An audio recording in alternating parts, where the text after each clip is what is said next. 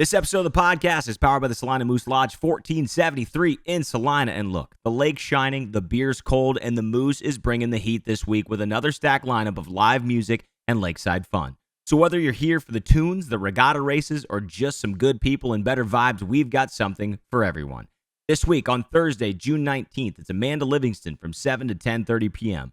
On Friday, June 20th, it's Stephen Rick from 7 to 10 p.m.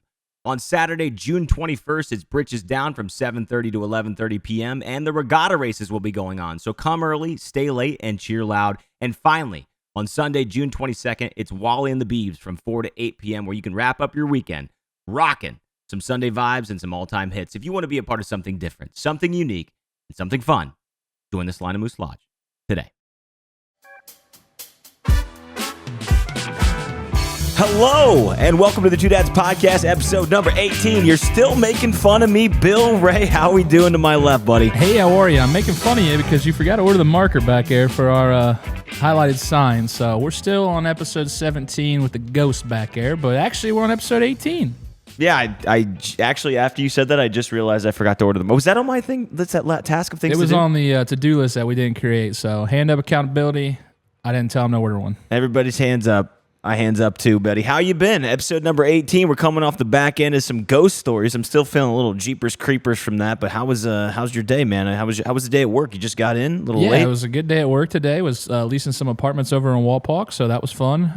One of our leasing agents left, so I got thrown in the fire there a little bit. But after the first one, boss showed me what to do, and after that, it was pretty simple. But back to the ghost stories. That was all fun and games till Riker wanted to watch like ghost stories on YouTube before we went to bed. Stupid idea on me to allow him to do that because he didn't sleep. Where the hell?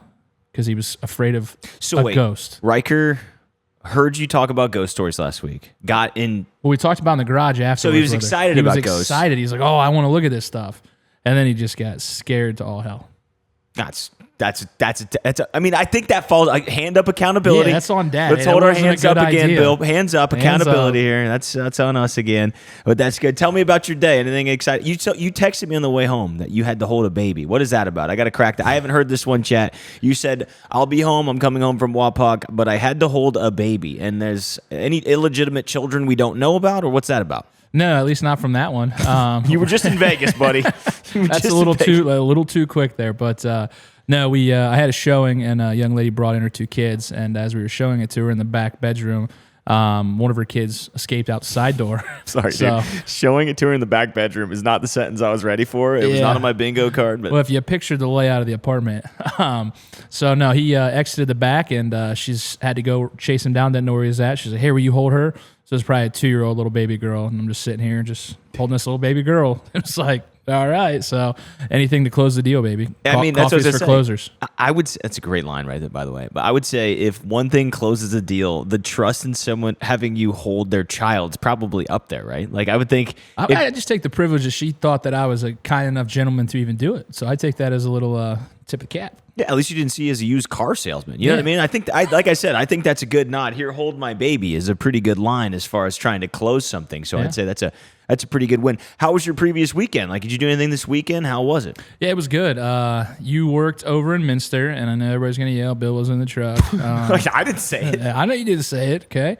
There are going to be some other people, but for transparency, I ask Mitch every week, hey, I can be out there Saturday. Do you want me out there? Do you want Rob out there? No, I'm going to work it. Berkey and Rich want to be in the truck. Okay, sounds great.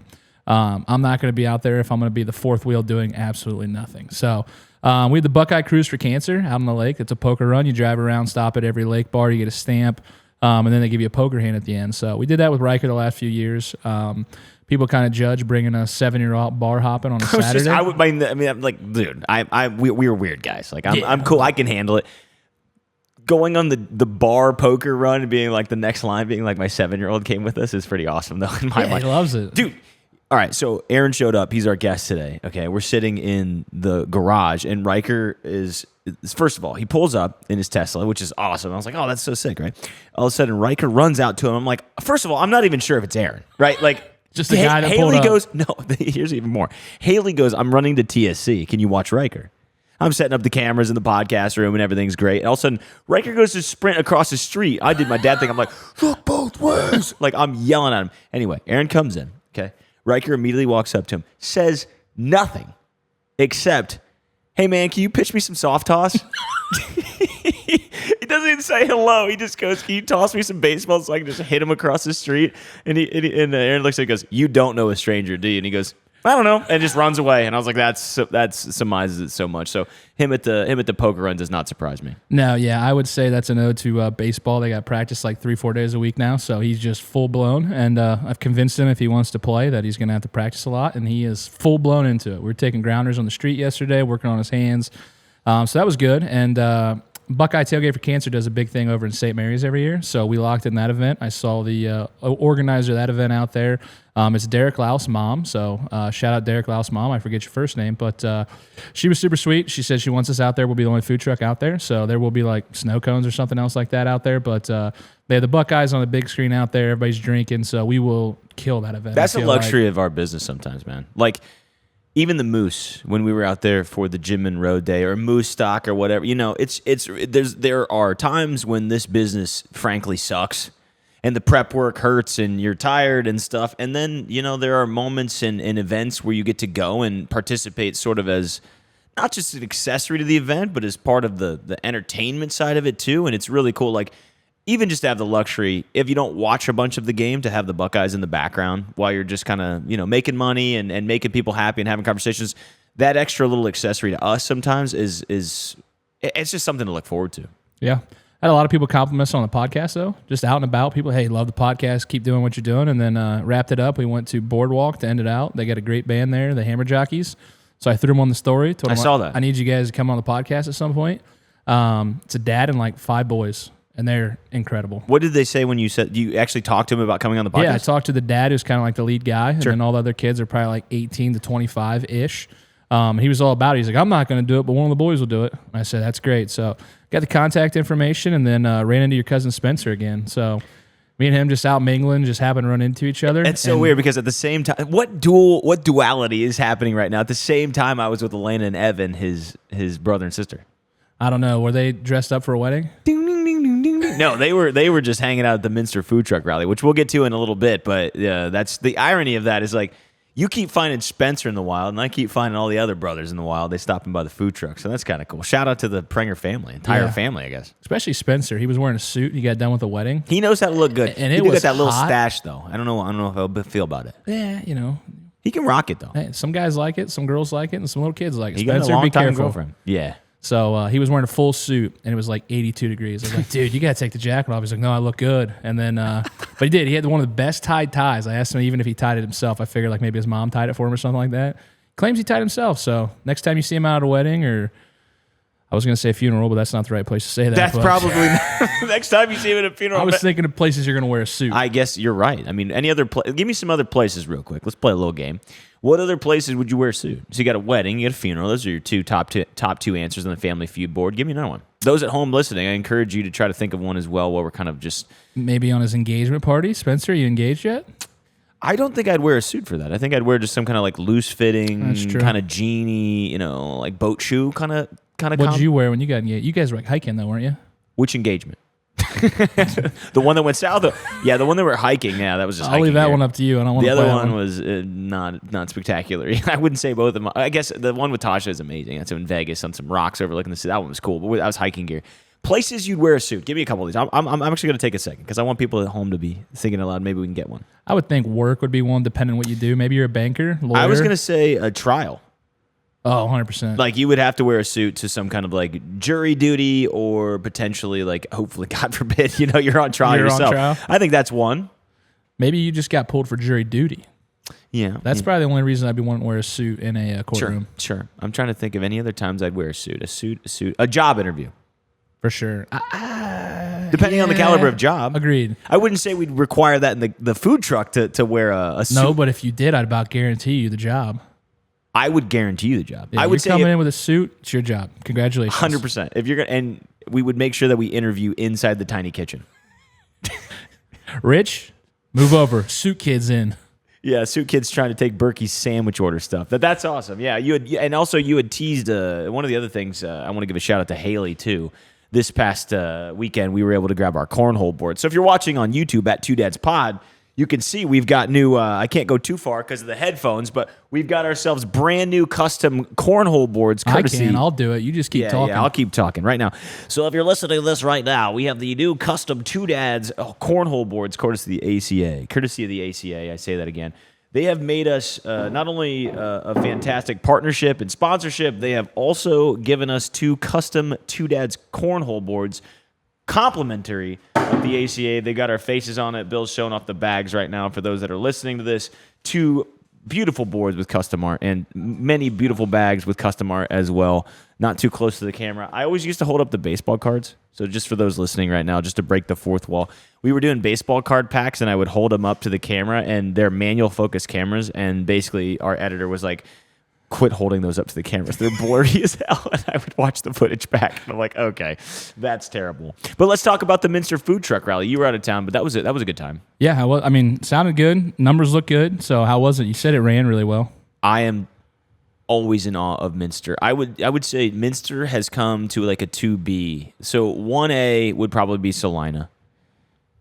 Minster is up there with like the Chickasaw prowess too. Like I just think there's something about the Minster, New Bremen, Maria Stein area that we have done right, because we were out there and there were a lot of fantastic trucks. So it's just to paint a picture for people who are weren't at the Minster food truck rally. There were like 7 or 8 trucks. Shout out to that entire team. Renee puts an amazing event on there. From the Wooden Shoe, fully cooked sushi.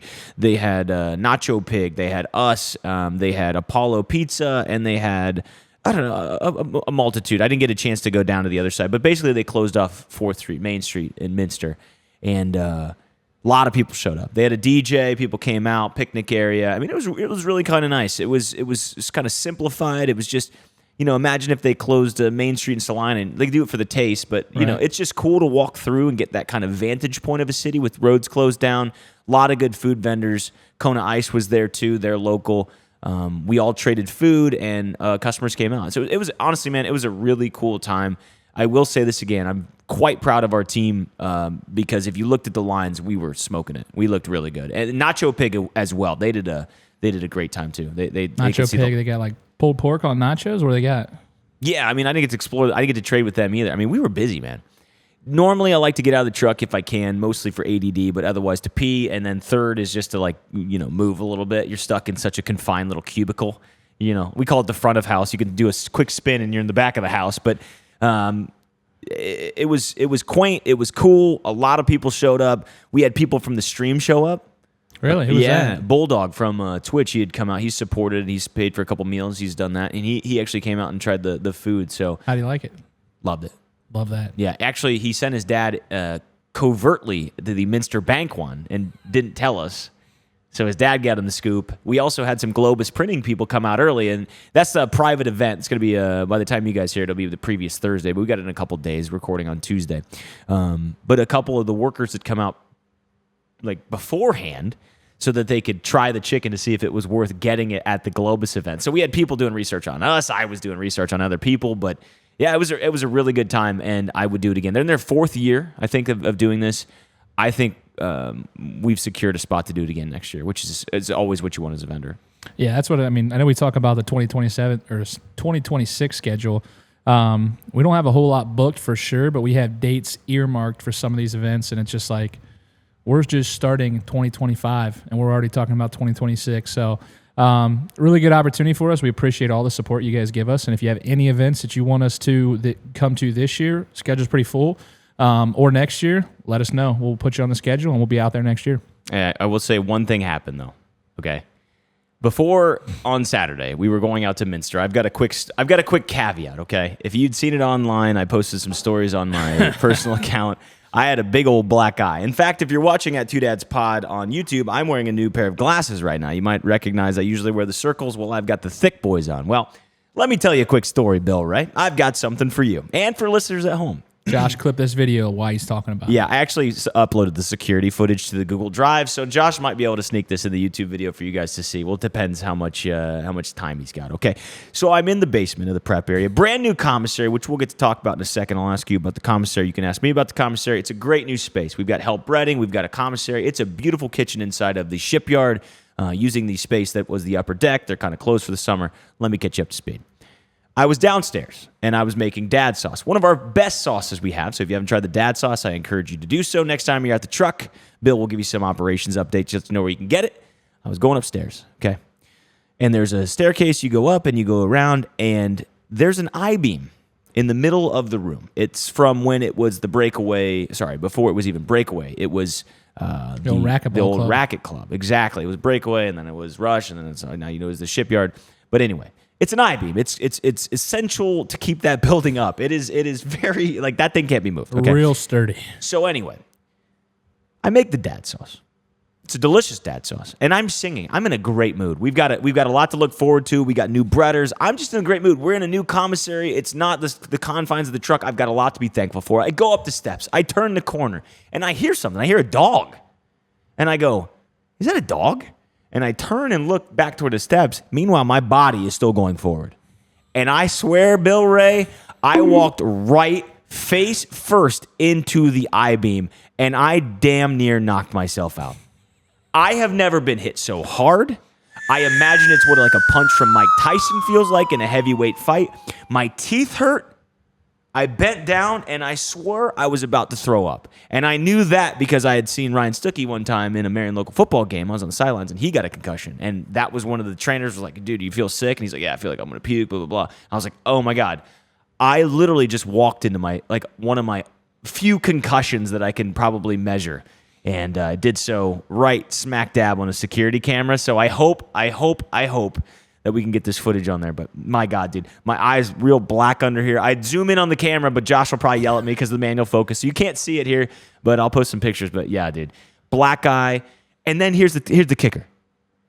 I'm like sick. I'm going to puke. And then I still hear the dog. So I go to the concession stand and I jump behind it through the door and I lay on the ground and I'm in pain and agony and stuff. And anyway, I'm trying to hide from this lady and her dog, and she still walks the corner and goes, "Are you okay?" I was like, "Yeah, I'm fine. I'm just restocking some stuff." Checking the specs on the rotary girder. I didn't know where I was, Bill. I honestly did. I tried to remember. Here's how I knew I was messed up. I tried to remember what sauces we have in the truck. And it's the first thing when people say, like, "What are you going to dip your chicken in?" Most people say, like, "Hey, what's your name? What day of the month is it?" He's like, "What sauce were you making?" That's what I rehearse every week. So I figured like that was an easy layup, dude. I did not know where. I couldn't remember any of the sauces. My face still hurts, like it's tender. But yeah, I can build you a beautiful marketing strategy. You know, he's brag about all these beautiful visionary stuff, and then I will walk smack dab into a steel I-beam. I'm going to have to get a hold of Allison or somebody there to get like one of those field goal post protectors on that. So that's genius. So no troll. The thing that I told them afterward, it was like, we're a sports complex. I mean, there shouldn't be too many people that do this, I would hope. I hope people aren't stupid like me. But children are stupid, and they run around that place like fervorously. Just like, I'm surprised someone hasn't got beamed quicker because I walked into it, and that thing don't move. I don't really know how to tell it any other way than just... That's Mitch. That's Mitch. He's a 7-year-old in a 34-year-old's body. That's 100% right. As far as certain things go, I completely agree with you. But that's and then to boot, we can blame it on the concussion. I almost scheduled our guest today for next week. So we just went with no guest? You said you're lucky you sent the calendar invite, dude. I would have been a no-show. I'm on a roll, Bill, I'll right? give you that one for the concussion. We're going to ignore that one. Everybody gets a second chance, but even without the concussion, I could honestly say that I could see you doing that. That's what I think the whole story. I don't think anybody listening right now has any surprise on their face. They're probably, "Come on, Mitch. Like we thought you know." But anyway, it's we're thankful we have a new commissary. What are your thoughts about that on the operation side before we jump in the update? Not having a bread chicken is incredible.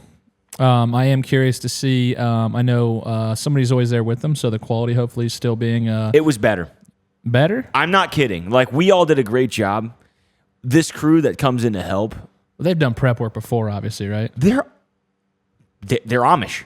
I mean, they bread chicken all the time. Yeah. I mean, this is. I mean, they're better than I am. I mean, thank God they can't have the means to start a two-dead truck or use electricity in general. We'd be out of business, my friend. They don't have the dad sauce till we don't train them how to make that. Yeah, we might be in trouble. I'll just yell at the old Marianne. She's an old, super nice lady. Get out of here! I'm making the. Oh, I'm so sorry. Like, Maggie. No, the not breading is very nice though. My back I'm standing a little taller right now on the podcast. Life is good, man. So I'm excited about that. But from an operations standpoint, what does that mean to you for like scalage? I mean, it gives us a new space. It gives us a new space. The big issue we had is weekday events, right? And it kind of comes to a halt because we could always bread on Wednesdays or Thursdays for Friday, Saturday, Sunday events. That gives us a little bit of dynamic versatility to maybe, bread on Monday, Wednesday, Fridays, and then that kind of overlaps for some of those events. What I'm probably most appreciative of is the fare availability. I think this will make fare so much easier when all we have to do is run the truck the week of fare, and we can trust by that time they'll be trained up. I mean, I know they're trained up right now, but they'll be in full swing by that time to where we just have to run the event and go get the chicken. I think that is, because everybody tells me how bad it is, and I believe you guys. I really do. But it's just one of those I haven't experienced. It won't be as bad now. But that's what I'm saying. I think this helps eliminate it a little bit, and I think that's kind of what we were looking for this whole time is how do we make this easier, more efficient? You made the comment, are we going to pay a little bit more to have it breaded? Yeah, margins still look fantastic. So I'm not really worried about it from that standpoint. And again, it gives us the time to kind of focus on what we need to focus on. Me with a new job right now, obviously you're new, you're trying to impress, put in as much hours as you can. Mm-hmm. So doing that. So hopefully here in another few weeks, it levels out a little bit. I'm excited to be out there for the Governor's Cup and then also the State Park event. So hopefully to get back in the truck, get on there, get back on Twitch, kick your booties. Thank you again. And everybody else that donates and entertains us. Yeah. Having not being in the breading situation, like having that freedom, it gets my mind onto the next. So I've actually got something that I want to talk to you real quick before we bring out our guests. So, one of the things that I was talking to Berkey about, and he did it this week. So at Minster, he goes, what do we do for the 100th customer? And I truthfully hadn't thought of it too much. I was just like, well, I should have thought about that, but it's the 100th customer. Like, what's the concept? Well, knowing what we know about our giving and working for Mr. Beast and our Moose Jim and Roe Day where we gave away $4,000, it seems more obvious that we should be doing something special. So for the 100th customer, we gave out the order. It was like $10 off. So like 100 was $10 off, and it was something fun. But it struck me because he was asking me about regulars too. We're starting to see regulars, and I mean not that. I just mean I don't want to call them fans. I would just say familiar faces, returning customers, people that do enjoy the brand. And it got me kind of in a threefold conversation. One, you had mentioned something about having rewards points and rewards cards, and that Toast app that we pay for has that. So tapping into some reward systems sounds really cool because loyalty should be rewarded. The more you engage with the brand, I believe should be rewarded for that. The more time you give to this podcast, you should be rewarded for it. The more time you sort of give to any kind of thing like this homogenation, like you should be rewarded for that. And I think people are getting more conscious of that. How much does it piss you off when you spend $1 million at certain stores and you only get like a 20% coupon? Like, we should be able to... Well, 20% of $1 million is a lot of money. Well, not 20% of $1 million, but I just mean like you get 20% off your next order or something. Like, it doesn't feel like it fulfills. And I think brands have lost that sort of give back mentality. It's sort of like, look, stuff's not getting cheaper and people are keeping, but I sort of still am a believer in the volume play where if we do enough rewards, enough loyalty, and the rewards are good enough, the more they stack, you'll make your margin back no matter what because people are going to kind of understand that. So I like that. And then on top of that, just being able to reward customers that day too. So people that don't participate all the time still might get some kind of benefits of coming to the truck. Yeah, I think, the phrase, I'd rather have 90% income on 100 orders than 100% income on 30 orders, right? You reward coming back, so you're still making more of the longevity of it. So I'm a big fan of that. We talk about an app and things like that on how we're going to build this out.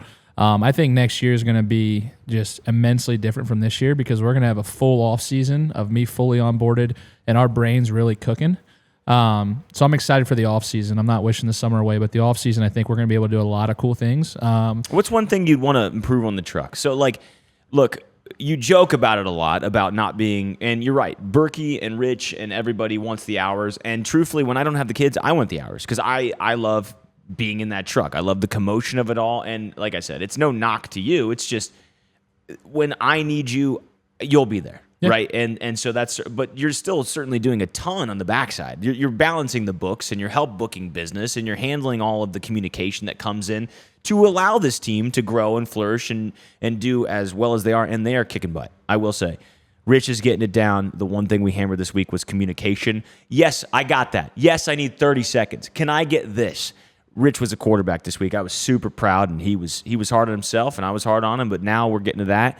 That was one thing I wanted to improve, was communication. Right. What's one thing operationally you kind of look at this? Is there something that comes to mind, whether it's scheduling now in advance and I don't want to bias you, like what would you want to fix? Like if there's something that you could have. Well, I'm going to do two things. One, I think futuristic idea. It's a little bit in your tech world. I want the app. I want people to be able to come in, scan a QR code or whatever it may be to get the rewards points, offer, hey, put an alert out. Anybody that comes orders the next 15 minutes, 10% off, blah, blah, blah.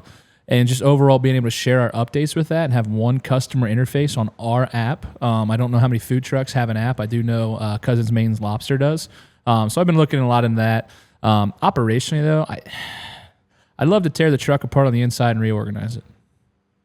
I agree. Not totally, but you start with this station here, you're going to have to work upstream. But I do think there's a lot of opportunity to have a little bit better flow. Rich has said it, Berkey said it, you notice it, I notice it. Everything's stationary, and it's going to take us, a solid couple weeks to take everything out, put everything back. But I think if we were able to do that, that would be massive. Like we joke and say, if we have another truck, it's going to be 10 times better than this one. But the first truck still needs fixed. Like exactly. That's kind of where I'm sort of awakening to your operational excellence that you bring to the table is like I keep using a second truck as a crutch to not fix the first. It's sort of an excuse. So I think that's really good. The other thing that I keep looking, and I told you this millions of times, I didn't want a restaurant. I've said it countless times. I don't think the restaurant's the way to go. We've got a couple proprietary ideas. We got another food truck concept. We get to go on the road. But I keep working on that shipyard, dude. We would storm it. It's got golf simulators for Two Dads Golf. It's got a place where we could do the podcast every night. It's got a bar with beer and a license so you can get chicken sandwiches. Rich is even coming up with stuff that he thinks that we should offer only at the restaurant, and then the simple menu goes on the road. And I keep looking at this every time I work out of there with my laptop frying chicken and prepping and stuff. Like, I don't know. Some deep part of me keeps calling me to this restaurant. It keeps calling me out to that spot in the upper deck that could change to a Two Dads restaurant. What do you think about that? I love the idea of the podcast being there. I think we talked about this before. Like imagine, hey, every Tuesday at 6:30, we're going to be out there. You come eat dinner, you find a seat. You're going to be able to listen to the podcast live as we go over it. Crazy. You get people coming out there, and maybe you have one customer come on a day. Hey, we're going to have one customer come on, 5-minute rapid fire, come in and talk about something. Game show we work on. Game show, something like that, very interactive. I just want everything that we do to continue to be interactive. I'm excited to put the lights in, the cash cab style thing. There's just a lot of scarcity for me for the overhead and the fixed cost of that. Yep. Restaurants are very hard businesses to win in. We're going to have a gentleman that runs a food business coming on the podcast here in a little bit. So, and he went the opposite route. He went from restaurant to, he's doing the opposite we're talking about. So that'll be an interesting contrast. Maybe we'll learn something today. That's a goal. So, yeah. The other thing we got quick, you guys will hear this on Tuesday, June 17th. And Blended Collective. Oh, we're going back, baby. So they have their summer collection. My wife says it's way better than the spring collection, and the fall one is the biggest one. Well, everybody I was impressed loves last time. Pumpkin spice candles, I guess. So we'll be out at Blended, same location out there on the edge of Salina, Thursday, June 19th, 6 to 8 p.m. Come on out. We'll probably serve a little early. And then we got Governor's Cup Regatta that same weekend, June 21st, 22nd, and then St. Mary's State Park, June 27th and 28th. Come on out, check the boys. I'll be out there. I'll even prove it to you.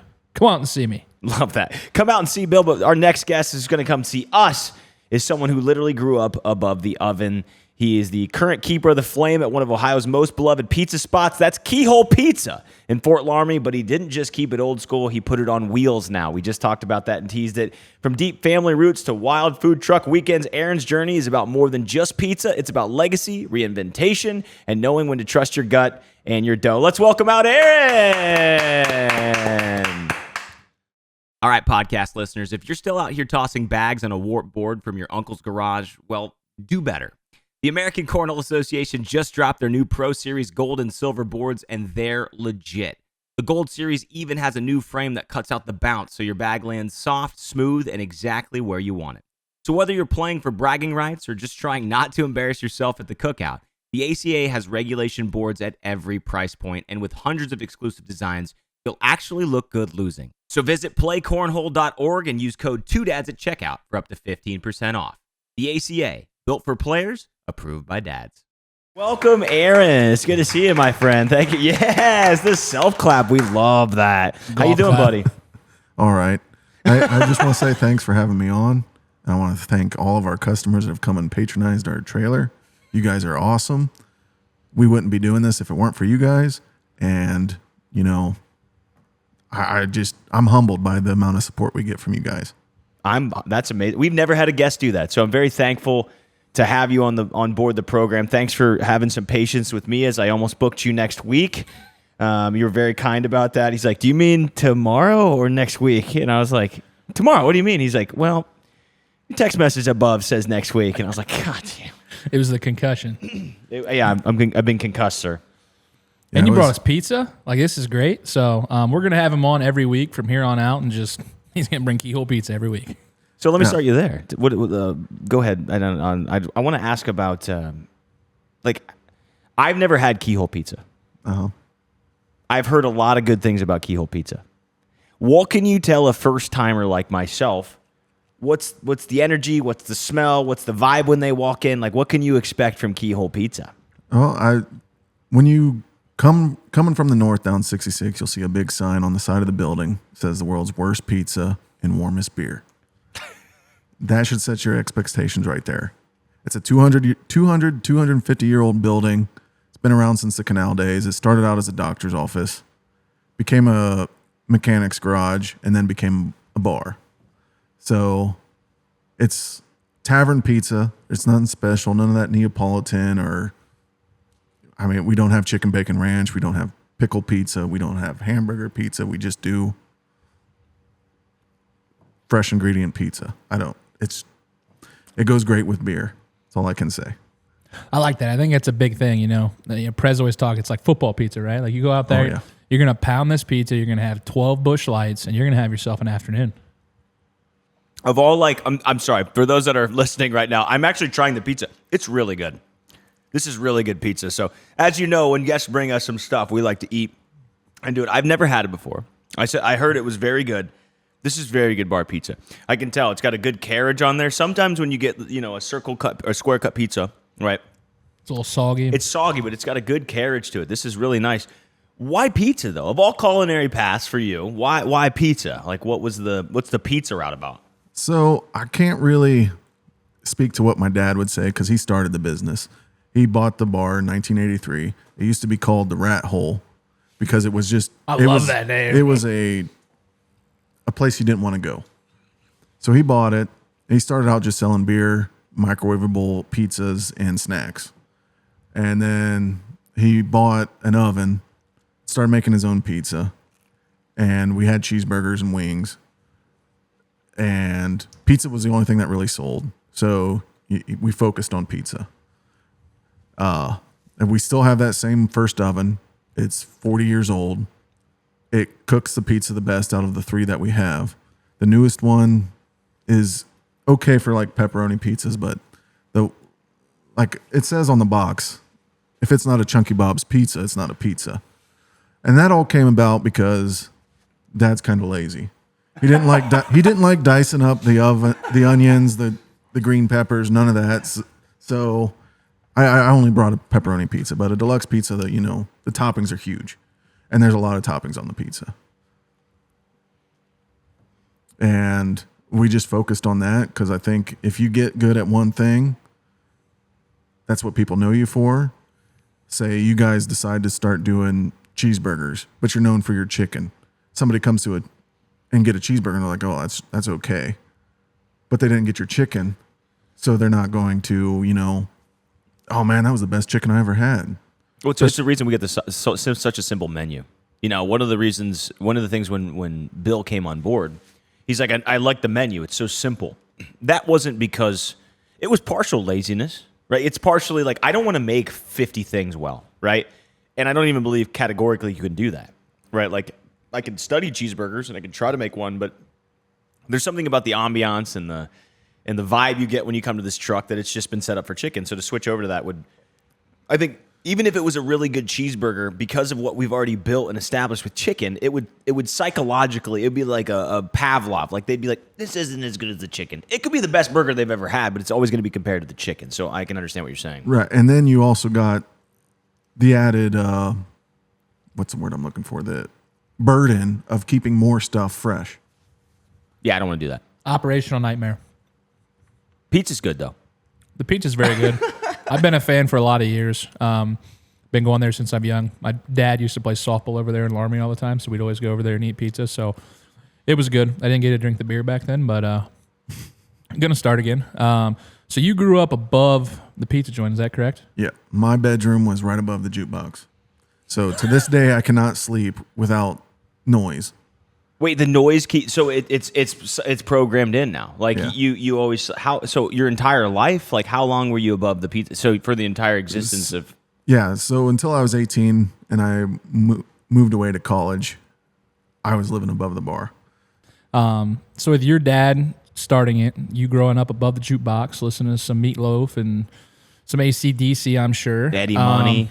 Do you feel any obligation to continue this train? I know, Mitch let his whole family down by not continuing to be a bull seaman specialist. I did. Did you feel any pressure to have to continue that family legacy, or is it just something you always wanted to do? No. So I don't think my dad's ever going to retire. He's got a death grip on the place. So I'm never going to take it over until he dies. And I kind of wanted to get away from it.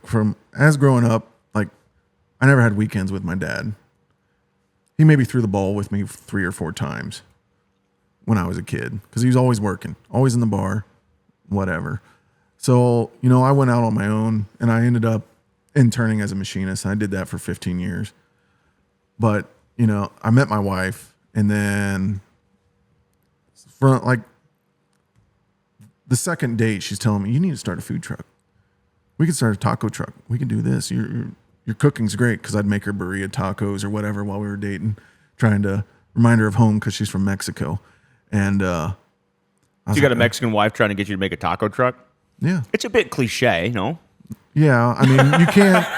Can't throw a baseball and not hit a La Carreta around here in Salina, I'll tell you that. So I was like, well, we already got, Keyhole name. Why don't we just do pizza? I mean, I did a Google search and there's only at that time, there's only 2 pizza trucks I could find that were within an hour of driving distance. And so then I ended up losing my job and I was like, all right, we're doing this. And I just went in full autism mode and crunched a bunch of numbers. Say, we need to do at least 25% of the business the bar does so we can make minimum wage ourselves and blah, blah, blah. And called up, there's a company, Custom Trailer Pros. I don't know where you guys got your trailer built. Columbus. Yeah, we had Rotolados in Columbus. Shout out to Ricardo. No free ads, but thank you. But thank you, Ricardo. But so I emailed them. I kind of sketch up. There's a free 3D modeling software. I spent like 2 days tinkering stuff around.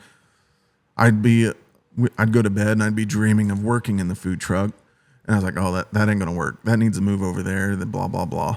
And finally came out with the layout we have now. But now looking back on that, I'd like to change it a little bit. But same. Welcome back. Welcome to that club. Yeah, we have a lot of things we want to change too. And so this company, Custom Trailer Pros, they were great to work with. They answered all questions. Made the order. 6 months later, we went and picked it up. And then, that whole 6 months, I was just dying of anxiety. It's like, this isn't going to work. I know these 2 ovens that cook our pizzas the best are the oldest ovens. They're 30 plus years old. They're older than me. This new oven we got just doesn't. It cooks pepperoni pizzas all right, but it doesn't cook everything else all right. Why do you think it wasn't going to work though? I mean, you it had to taste the same. So is that a personal preference though? Because this pizza's phenomenal. Was this cooked in the? Yeah, that was cooked in the pizza. Okay, well I could see why. No, yeah, you're screwed, buddy. No, so you had apprehensions coming into it, but at the same time you crunched the numbers to make it work. Is your wife working with you at this? Like, if she wanted to jump in with you, you had said both minimum wage jobs. So she came here on a TN visa. She worked at Cooper Farms in St. Henry. So we got married, and then through the process, her visa was expired, so she wasn't going to work at Cooper Farms anymore. We got our green card, and so I was like, if we're going to do this, we're going to do this together. There ain't no way I'm not going to do this without you. Because, I mean, me looking over at the onions while we're, tickets out to the front of the trailer is the only reason I want to really do this. And,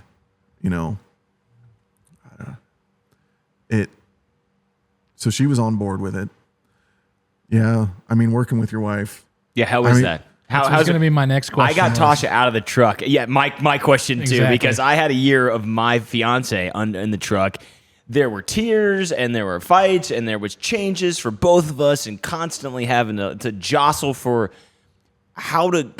That is just a whole different level. Like the relationship of coming home and getting in the weeds and hanging out and going gets tough in the house is already tough enough. To add that layer where you're in this confined, hot space, not a lot of room here, demand of customers, demand of things that got to go right to get it there, and then on top of that to just like deal with the public. Like, how is that for you? Like, how have you guys navigated that as a couple? I also said she's a Latina, right? So you want to go fight people or what? Fight me. Yeah, there you go. I knew that was good. There's been plenty of arguments at the end of the night, but in the end of the day, it's like, look, honey, we are building something here, and most people would die to have this opportunity to work for themselves and build something like this. And I couldn't imagine not doing it with her. Like, I don't know. Maybe I'm just a hopeless romantic. It's just.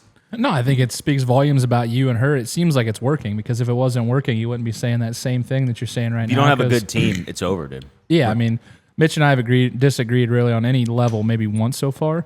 A lot of little bickering, bitch, moan, and complain, right? But most of it's been pretty straight and narrow, but transparency is key. So I feel like as long as you're transparent in your marriage and inside that truck, I think things probably get a little easier. It's when you guys try to huff and puff it a little bit and try to be too nice and dance around the tough conversations is where it really probably snowballs and avalanches to someone maybe blowing up and yelling at each other. Plus, I mean, I grew up, mom and dad always worked together too. So you got a little bit of. That's a good exposure. Yeah. I tell people Bill is my version of a Latino woman all the time. Yeah. So she's native too. So at first she would curse me out in Spanish, but I've learned some Spanish, so I know when she's talking bad about me. But she also speaks a native language. It's dead now. There's only 10,000 people in this small remote region that she's from that speak it. And so now she switched to that when she's mad at me. I love He that. hasn't picked up the tells yet. You'll appreciate this, Bill. The first thing that came to my mind after that, too, is like we were talking before you came on about moving from a truck to a restaurant. And we envy the space, right? We were in this commissary for the first time. We envy the prep area. We envy the coolers, the cold storage, the walk-in coolers, all these luxuries that we weren't certainly able to have starting with a food truck. And we kind of look through the glass windows of these places and going like, it would be so nice to be in there. From your perspective, what changes when you go from kitchen to trailer, though? Is there any pros to doing that we're not considering that gives you advantages? Or like, what's that transition look like? So like, actually the trailer is bigger than our kitchen at the pizza. You want our slice, Bill? This is great pizza. I'm good right now. Okay, I can hand you one over the thing. So the trailer kitchen is actually bigger than the bar kitchen. Oh, wow. But I mean, it's a 200-year-old building. So, I mean, it's not like it was kitted out to be a full-service restaurant. We do have a walk-in and internal storage, but for the most part, for what I need on a daily basis, I can fit on the trailer. And I will say that is a huge advantage as far as, like, you guys have to pay rent for commissary. Yeah. I don't have to. Well, we won't have to when we move into your kitchen. Yeah. It sounds like there's open space. And then we also have a place to park the trailer and store it and plug it in. All right, show So off. I don't have Keep to. going. I don't have to empty it out every night, or Yeah, 41 years of business seems real nice, dude. All I got was a bucket of bull semen and sent off to college. You drank it all too. I'm a growing boy. But we do most of our prep in the trailer just because it's nicer. The kitchen in the bar gets pretty hot. I got air conditioning in the trailer because the ovens aren't on, so it stays really cold in there. Look, man, having met you now, you got a unique mind. You're different. I can tell, and I like it. I think it's you've got a vision. You know how to get it. You're constant. I can see the wheels constantly fucking moving in your head, like always on every decision you're talking about, even this conversation. Is this space better for you? Not just because it gives you a little branch away from what your dad was doing to do it your own way, but is it just, do you like being out in this cramped little, we call them our chicken prison, but you call it the Liberty. What did you call it? The Liberty Wagon. The Liberty Wagon. Why do you call it that? But secondly, to that question, I just want you, do you like just having this free roam space to get out and move too? Yeah. I mean, it is great to be able to take control of your own destiny. I'm not relying on, if China cancels this contract, I'm going to lose a job. Or, if I screw up something, I'm going to lose a job. If I screw up something, I'm in trouble. It's my responsibility. Or if Joe Schmo down the line screws up something, I might lose a job. This is on me. This is my responsibility. This is my destiny. I'm in control. And, just being able to, there's like my dad's even lighting up with ideas since this food truck's taken over. There was an old house by the bar. We bought that, tore it down. We're going to expand the parking lot, and then build a barn for the food trailer. And I want to get another trailer. Maybe the other trailer would be a bigger trailer, because I get a lot of questions for private events or requests for private events and smaller get-togethers. And the way the trailer is now, it's not really I need to sell. I can go to the Dayton Air Show. That's 40,000 people a day. We keep getting invited to an air show. Same thing. I heard that's bonkers. Oh, I mean, so first got the trailer, and I just emailed them. I was like, "Hey, what does it take to get in?" And then I was like, "Oh shit, what if they say yes?" Been there, dude. Three fairs this year. I feel you. Yeah, good job, Bill. They said yes, and I over prepped by a mile. I was like, "Well, we can serve 250, 300 people an hour if we're selling slices, and the show's 6 hours long. We better get enough pizza to make slices all 6 hours." But it ended up only being 3 hours worth of business. But I mean, those 3 hours, it was all. I had 2 registers, and we were slinging. I had one person just running the ovens. Wife was cutting pizzas and boxing them up, and then the 2 registers, and I was throwing them together. And all we were making was cheese, pepperonis, and breadsticks. And I mean, it was amazing how busy we were, and we were able to keep up with the crowd, let alone set up. So I went and set up on Friday afternoon. And they're like, "Oh, you're going to park right here in front of the A10. I said, "What?" And there's a 30 millimeter Gatling cannon just, pointing right at the back side of my trailer. And we're in there. I brought the cheese shredder with me so we could do prep there and the Blue Angels are practicing overhead.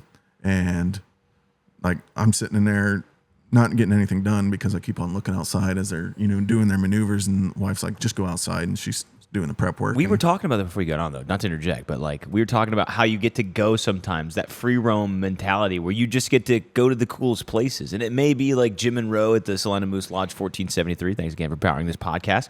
But sometimes there's a luxury, like you said, we get to step outside and you just get to go somewhere different. Because most of the time when people want a food truck, it's usually at a location that's pretty cool. I mean, worst case scenario, it's a smaller event and it's, it's okay, but for the most part, you can trip and fall into some of these cool spots. My question for you is, how do you go from, so your first year you've awarded the luxury of going to the air show, right? You got in and, hey, shoot or shoot, baby. We love that. Was that your first event? No. Okay. It was the first big event. But it's his first year in business, right? For sure, but I was just thinking, if that was your first event, man, think of the volume you'd have to put out. Just, you just don't have much practice if that was your first event, but okay, that's first big one. That makes more sense. We'll let the fans vote for this. I mean, you have to agree to it first. So I'm going to act like we already agreed about on this. And if you don't like it, we'll just say the fans didn't vote for it. I'm just thinking, 2 dads collab with you. We come out there. You ever seen Mikey's Hot Chicken Takeover with Mikey's Late Night Slice with Hot Chicken Takeover. Sorry, Hot Chicken Takeover. You just combined them both. You just combined them. That was so smooth, It's dude. like it's what it was. That's exactly right. So like the base is like would be like the dad sauce. You add like cut up chicken on there and the cheese. We got to demo that one time, see how that is. Do you think your dad would turn over in his grave? You just said you don't do any hamburger pizzas, no buffalo chicken pizzas, no chicken bacon ranch, and if we kind of come in there, do you think your dad would light up, or would he say this is blasphemy and extort you from the family? So the whole thing with like chicken bacon ranch or any of these other specialty pizzas is, what if it doesn't sell? What if it does? I know what if it does. I mean, I've done that before at certain events. Like there'd be a barbecue truck next to me. It's like, hey, why don't I make a brisket pizza? Okay, and he gives me, a couple pounds of brisket. I have made chicken bacon ranch. It tastes delicious. I haven't tried the dad's sauce. That's blasphemy. I hope I get to go home with a tub of it or a little jar of it. We'll drop it off. Yeah. And, but yeah, like if we were at the same event and you guys gave me, 10 pounds of chicken or whatever and sell the slices for $10 a pop and then we split the sales, I don't know if that'd be. I think we have some homework to talk about, but I like the idea. What's the biggest challenge you got in your food truck right now? Look, you sound like someone who's resourceful. You sound like someone who, you just said, you were always selling out. We had the same problem last year. We were always selling out, and people were like, congrats. Well, it's a good and a bad thing, right? Because then it means you left profit on the table because you could have stored more, but at the same time, you're happy you got through your inventory. You seem like someone that'll change it up if they need to change it up. You just move stuff in your first trailer. What's the biggest challenge then with your food truck? What is something that causes you to have cortisol running through your body, or you get stressed out about, or controllable or uncontrollable? Is there something that you look at the business now and, I can see it in your brain. You have these little slices of things that you'd like to fix, and you know where they're at, and they're in certain little places where you're a machinist, you know how to you know to build it, right? What's one thing you are struggling with right now? Something that comes to mind in your second year as you continue to scale that's like kind of still annoying you? I wish the trailer was bigger so I could have another person help putting pizzas together. How many do you have right now usually in there? It's just me and my wife. Okay. And if I know we're going to be busy, me and my wife can handle 15 to 20 pizzas an hour. If I know we're going to be busy and pushing past that 20 pizzas an hour, I'll get a third person. But events like the air show, if I had somebody else, saucing up pizza and putting cheese on, and then somebody just putting pepperonis on, because that seems to take forever for a lot of people. And then a bigger oven to where I could push out the capacity faster and I wouldn't have people. Right now, if you're coming up and get a slice, sometimes you might have to wait 4 or 5 minutes just because somebody came and ordered 4 pepperonis slices and so we're out. That's the biggest thing I think I struggle with at events. I love the long line. I feel like if you're at an event as a consumer, You see all these food trucks, and this guy's got a line out, to the driveway. This guy's got a line. Everybody's got a line out to the driveway, but that guy's line's moving a lot faster. Let's go over there so we can get our food quick, so we can go watch the show or whatever. Yeah, we have the same thing at ticket time. Wanting a restaurant. Well, what are we really saying when we say I want a restaurant? We're really saying I wish I had more space, right? I love the road. We love the scarcity. We love the excitement that we roll into events where people are often ready to spend cash because it's a fair, a festival, an event. They're leaving subconsciously or consciously ready to spend some money. So we have all of and we have that, like you said, Bill, that scarcity and sellout strategy where it's just like we take what we take, we make what we make, and we're done. And you shut down and you get to go away for a little bit and rest and lick your wounds. But I don't know what advice that I would offer to somebody who would, I didn't know what we could produce until we got out there and produced, you know what I mean? And then you realize you needed more space. Bill, you're an ops guy. You've worked in big factories. Is this something that it has to be a trial and error, or is this something that you can avoid? I would say it's more of a mentality than anything. I think if you really, it's like sales, right? I mean, if you really wanted to go out there 7 days a week and travel in the next 60-mile radius, you could sell pizza every day.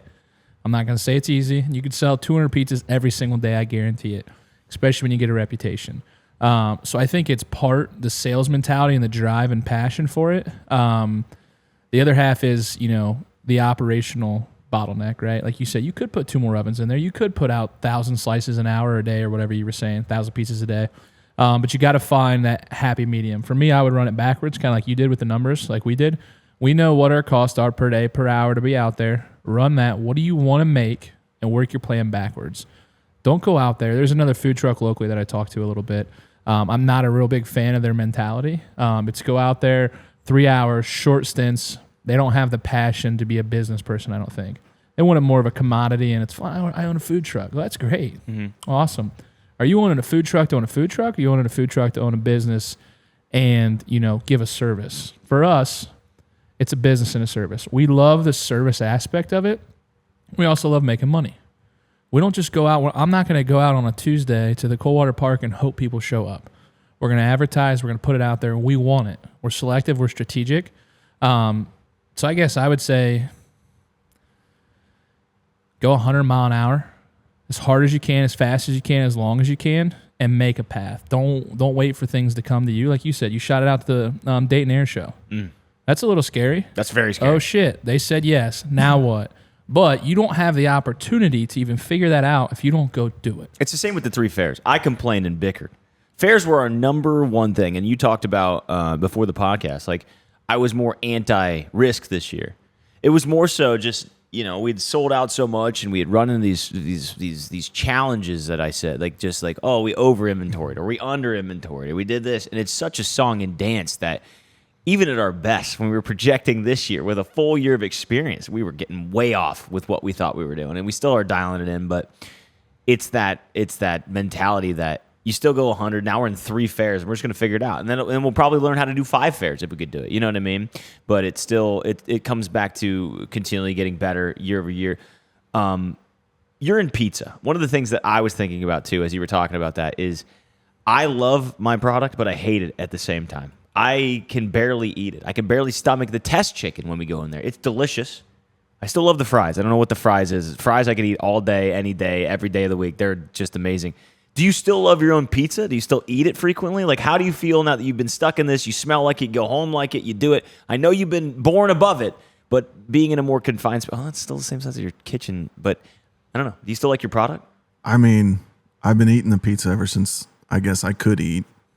It's always been a part of my life. I've never been disgusted by it. Like you guys said, this is delicious pizza. I eat that. It's like, oh, well, it's, now it's like, what, 2 hours old? I like it straight out of the oven. I go to other pizza places.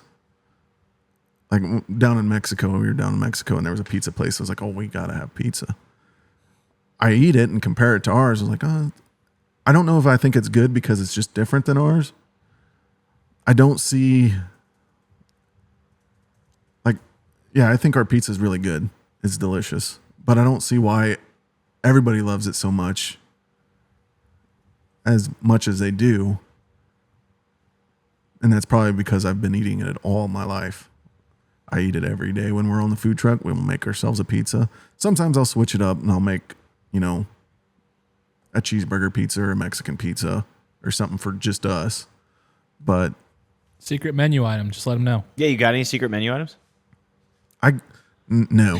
Yeah, we don't want to start. I said that last week. I'm like, nope, no secret menu items. We're not doing that. You did say your business model, though. So Bill, in contrast, one of the things I picked up, Bill's mentality is not going to the gas station unless there is a sort of ideal marketing strategy you can sort of project. You've got data, you've got input. And yours is a little opposite, right? Like you will pull up. You just said you got a spot where you're just going to Sydney and you're going to pull up in the middle of an intersection. We don't do that enough, and I'm not saying we're against it, but what's your mentality going into that? What makes you feel secure enough? Because you're a numbers guy. I can see it, but why? So we've got people come from all over the state, even all over the country for our pizza. And my thought was, well, if we go out there at 11, people are driving around for lunch. They might not stop at the trailer. We're going to be there until 8. They'll see the trailer. The trailer's a big billboard. And then they'll call up and be like, hey, can I have a pizza ready for 5:30, 6 o'clock? So I feel like if we're out there and seen, and people know that we're always out there until 8 o'clock at night, oh, because people will see it on Facebook and be like, and then they'll forget. Like we post on Monday our schedule that I've got figured out, and then usually Monday or Tuesday I'm calling up all the businesses or spots I usually park at and figure out where I want to go. And then 2 days before, I'll make a post. Hey, we're going to be in Coldwater last time we were in Coldwater was at Lefeld's Welding and Equipment, and they were great for letting us park in there. And then I'll see, oh, we got like 60 shares or, 1,000 views on our post. We'll probably be pretty busy. And then we get out there and, lunch is slow. But then I start getting calls at like 1 o'clock, 2 o'clock. And by 4 o'clock, my board's already full with all these people that want pizzas from anywhere from 5 to 7 because they've driven by, saw that we were out there. I feel like that's a big reminder to a lot of people of actually being there. Oh, the Keyhole truck's here today. That's a really good, I like that approach, especially with the call ahead. See, that's the big difference, I think, between us, right? We don't have the call ahead. You can't call us ahead and say, hey, at 4:30 on my way home, I need 4 hot dads ready to go. We just don't have that capability. I don't want to say we don't have the capability. We just don't do it. Do you have a way to keep it warm? I think pizza's staying warm longer. Do you have how do you keep your pizza warm if they don't show up at 4:30? Remarkably, everybody's usually shows up 5-10 minutes early. Okay. So they don't want cold pizza. Yeah. And there's only been like a handful of times in the past 2 years that somebody's either, got caught up with something or whatnot, and they didn't come and pick up their pizza until 30 minutes after it was cooked. So I guess I've never really had that problem. If I see somebody hasn't come at 12:30 and it's like 12:35, I'll put it on top of the oven. But yeah, usually everybody just shows up. You're lucky. Yeah, we have most of the people take an order and just walk away. Like we'll just lose them. I mean, Berkey, our sandwich expert, he'll tell you like he's calling names and they're just gone. And we could have had amazing ticket time. It could have been a 2 or 3 minute ticket time. It's nice, we got everything going. But man, it sucks. But I think that speaks to the other side of it. I think some food trucks, like you said, I mean, pizza's different than what we do, right? But I've looked at these other food trucks. I go to any food truck I see when I pass it just to check it out, operation. I order something. I want to see what they can do, how fast they can do it, watch the trucks, see movements, right? So I think for that sake of argument, they're anticipating us being 6, 7, 8 minutes maybe, and we get it done in 3, and they'll be like, I'll be back in 5 minutes. They're not going to have it done yet. And then they come back, and it's sitting there, and Berkey's like, for the 13th time, Mitch! Something I did do after like the first 2 or 3 months, because I'd tell them, hey, it's going to be 10, 15 minutes. And they go back, sit in their car. 5 minutes later, they're coming up, hey, is my pizza done yet? Another 3 minutes later, hey, is my pizza done yet? I got them little restaurant pagers and start giving them out to people. We thought about that too. Would you say that is it a game changer? Oh, it made it so much easier because there was a couple of events where one we parked at Dunaway's in Troy because they were remodeling their kitchen, and I had Dad with me, and he's running pizzas into the place. And then there's a Gongoozlers in New Bremen. We did the same thing, and then I got the pagers. I was like, "Here's your pager. I'll page you when it's ready." They come out and get it. I don't need somebody to run in their food or whatever. And then not having the hassle of the customer coming up. I'm not saying it's a hassle. No, but I mean, somebody coming up to the window, is my pizza done yet? Takes away from me making other pizzas. No, it'll be, look at the timer, 4 more minutes. So that helps a lot with, I guess, the efficiency of making everything is, hey, the pizza's done. Boop, call. They come and get it. It's good advice, Bill. I mean, we got a lot of things that we can continue. We say it in the second truck as like an excuse for truck 1, but I mean, I don't know. You think that would help us? I think it would. I think with as quick as we turn them, I think it's more of a customer issue if they walk away than maybe what you're issuing, because most people kind of just hover for us. As you're in the truck, you kind of watch this just come kind of hover, and then they see us yell at other people, right? So we're just like, Mitch. And I go, okay, they're going to yell here in a minute, and then we yell again, and then they kind of pick up on that nuance a little bit. So I think if we got bigger, though, like I'm saying, like a bigger truck, or when we start our pizza truck that we talked about starting, right?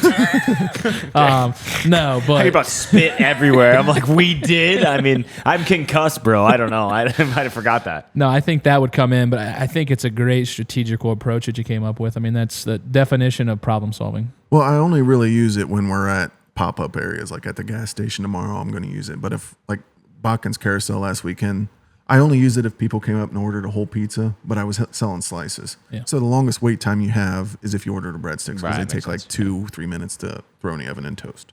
How are the breadsticks? I've never had them. Everybody loves them. They're amazing. That sounds It's, like we got a we sounds mix like a trip. we mix our it's real butter, and we mix in different seasoning and garlic and stuff, and then we sling it on a 8-inch English roll. We cut in half and then slice into 4 pizzas or 8 pieces altogether. Yeah, we're gonna make a trip here one of these days over Yeah. there. We'll bring some dad sauce and some chicken. We'll maybe experiment with a pizza. Yeah, we can see the but- combos. Yeah. What advice would you give to? So we have a lot of entrepreneurs that listen to this program, or aspiring entrepreneurs, or people that are just interested in business. What advice would you give to somebody who's interested in starting a business in sort of the mobile food truck area, or even a restaurant? Like, what's something that you might even tell your younger self who's considering this? Take the freaking leap. You can sit there and, overthink it. Should I do it? Should I not do it? Freaking do it. You might fail, or you might hit it out of the park. But if you never try it, you're never going to hit it out of the park. What's it, Wayne Gretzky? You miss 100% of the shots you don't make. Yeah. Or Him, take- him and Michael Scott both. Tim and Michael Scott both. Exactly. So, I mean, I don't think you need a business degree to run a business. You don't need to go to college for it. You just need to do it. I mean, if you're going out mowing people's lawns and start a landscaping company, the best way to learn about it is to do it. Yeah, we've had this. You've asked this question multiple times to a lot of business owners, and the same overarching message has kind of been the same thing. We want to encourage those people that are on the fence about doing it. Be fiscally responsible. Do your research, look into it, but don't be afraid to take the leap. We've done it with multiple things. Just go do it, and if it doesn't work, like you said, great, I tried, but you learned. 3 years later, you want to try, a chicken truck instead of a pizza truck. Okay, I saw what I failed with the pizza truck. Now I know what to do with the chicken truck. Different goal, different vision. Execute on it. Yeah. I mean, Sorry, go ahead. You sounded like you wanted to have more there. So no, I was good there. Okay, you that's always perfect. cut me off. It's all right. But Oh, okay. Don't say that. Podcast is over, folks. No, I forgot what I was going to say now too. It's terrible. It's a terrible. We'll cut this out. This will just be a little extra. all right, I got something for you, Josh. We're cutting back into it. Winter days. You're outside. This is my question, right? Winter's a little different up here in Ohio, right? Summer's great. Even with a little rain, you can tolerate it. It's good. Wintertime, you still going out as much as you're going out in the summertime, or you kind of limiting it a little bit? Last year, we just shut it down for Okay. the winter. I'm thinking so we'll have the barn, so the trailer will be able to be inside, and I won't have to winterize it every time I take it out. So if we get an Indian summer, hey, we're going to be at Sydney or whatever. Maybe some of these small breweries that don't have food trucks coming during the winter. Hey, it's Ohio, middle of December. It's 57 degrees. Let's get the food truck out. Yep. Yeah, But I like that. I know last year I didn't winterize it right, and I burst some pipes. Oh, that's terrible. Yeah. Well, that's another learning from year 1 to year 2. You know what I mean? Those are things that, you're never going to do. I can guarantee you will never make that mistake again. Oh, no. I got one more for you. We got to wrap it up here, but you have any kids yet? I have a daughter. You have a daughter. So daughter, son on the way next, maybe, whatever your journey is.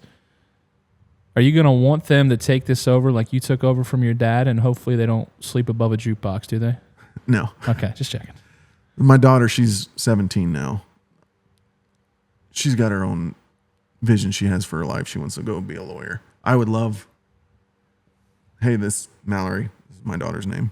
This would be a great opportunity for you to, help. I want to start another trailer or whatever, but she wants to be a lawyer. And me and my wife we want to have children together. And her plan is bring as much family so we can have 20 trailers.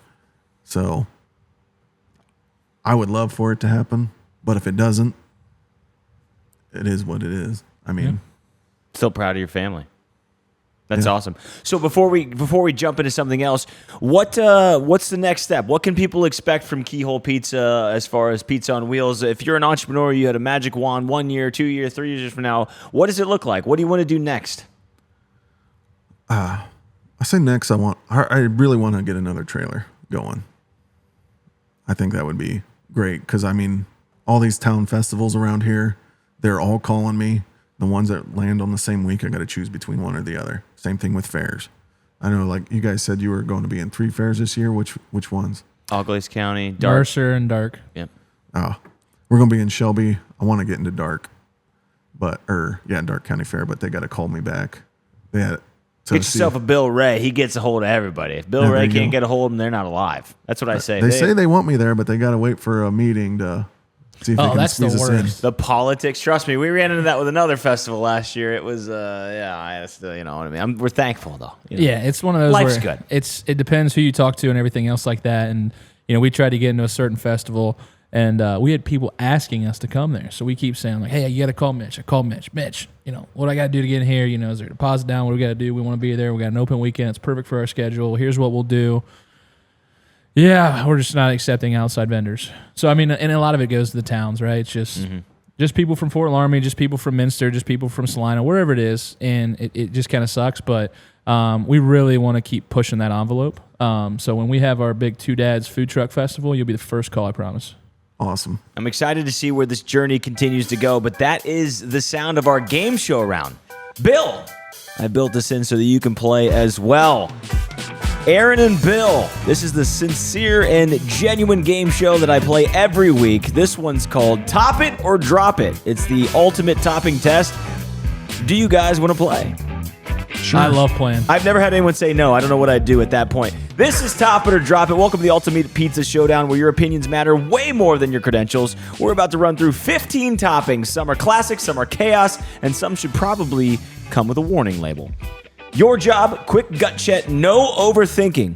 Quick answers. The oven's on and the clock is ticking. I will name a topping. You will say top it if it belongs on a pizza. Drop it if it goes straight to the curb. You guys ready? Yes, sir. Ranch swirl. Top it or drop it? Top it. Top it. Mac and cheese. Top it or drop it? Drop it. That was so fast. Pineapple. Top it. Top it. Buffalo chicken with blue cheese. 100% top that bitch. Black olives. Top it. Drop it. Dessert pizza. Cinnamon sugar icing. Drop Top it. it. Crushed flaming hot Cheetos. Top it. Yeah, drop it. Philly cheesesteak. 100% Top top it. that. Tater tots. Top it. Anchovies. Drop it. Taco toppings. Lettuce, tomato, crushed chips. Top it. Sweet chili chicken. Top it. Drop it. Pickles. Top it. Barbecue sauce instead of red sauce. Drop Top it. it. Breakfast pizza. Eggs and sausage gravy. Top it. One of my favorites. Hey, that's the show. Thank you so much. This was a good little chat. I'm excited to see where year 2 brings you, Aaron. Thank you for Keyhole Pizza for coming on the Two Dads Podcast, episode number 18. Slick Willie to my left. What you got for everybody? Last question. Favorite pizza? Go. Meat lovers. Meat lovers will love that. I'm a pepperoni jalapeno guy. I'm a pepperoni, feta, banana pepper guy. That makes sense with that hair. Okay. That's it. That's all the time we got after insults to injury. Thanks, Aaron, for being here. Bill, thanks for being here. As always, we'll see you next week with episode number 19, Two Dads Podcast.